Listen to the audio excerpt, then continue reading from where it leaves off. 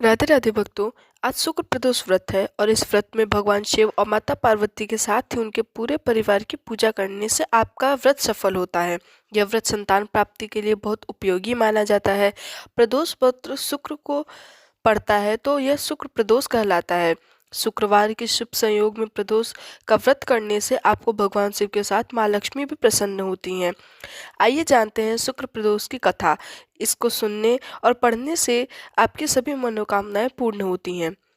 सच्चे मन से इस दिन शिव परिवार की पूजा करने से व्रती को संतान सुख की प्राप्ति होती है।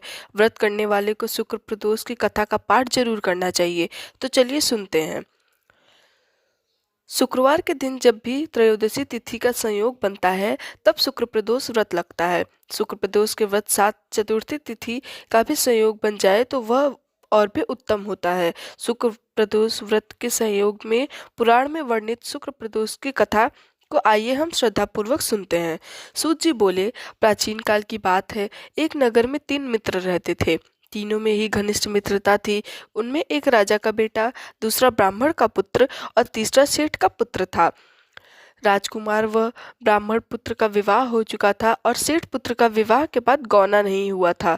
एक दिन तीनों मित्र आपस में स्त्रियों की चर्चा कर रहे थे। ब्राह्मण पुत्र ने नारियों की प्रशंसा करते हुआ कहा कि नारीहीन घर भूतों का डेरा होता है। सेठ पुत्र ने यह वचन सुनकर अपनी पत्नी लाने का तुरंत निश्चय किया। सेठ पुत्र अपने घर गया और अपने माता पिता को अपना निश्चय बताया। उन्होंने बेटे को समझाया कि शुक्र देवता डूबे हुए हैं। इन दिनों बहू बेटियों को उनके घर से विदा कराकर लाना शुभ नहीं है, अतः शुक्रोदय के बाद तुम अपनी पत्नी को विदा कर लाना। सेठ पुत्र अपनी जिद पर टस से मस नहीं हुआ और वह अपने ससुराल जा पहुंचा। सास ससुर को उसके इरादे का पता चला। उन्होंने उसको समझाने की कोशिश की किंतु वह नहीं माना। अतः अंत में विवश हो उन्हें अपनी कन्या को विदा करना पड़ा। ससुराल से विदा लेकर पति पत्नी नगर से बाहर निकले थे कि उनके बैलगाड़ी का पहिया टूट गया और एक बैल की टांग टूट गई। पत्नी को भी काफी चोट आई।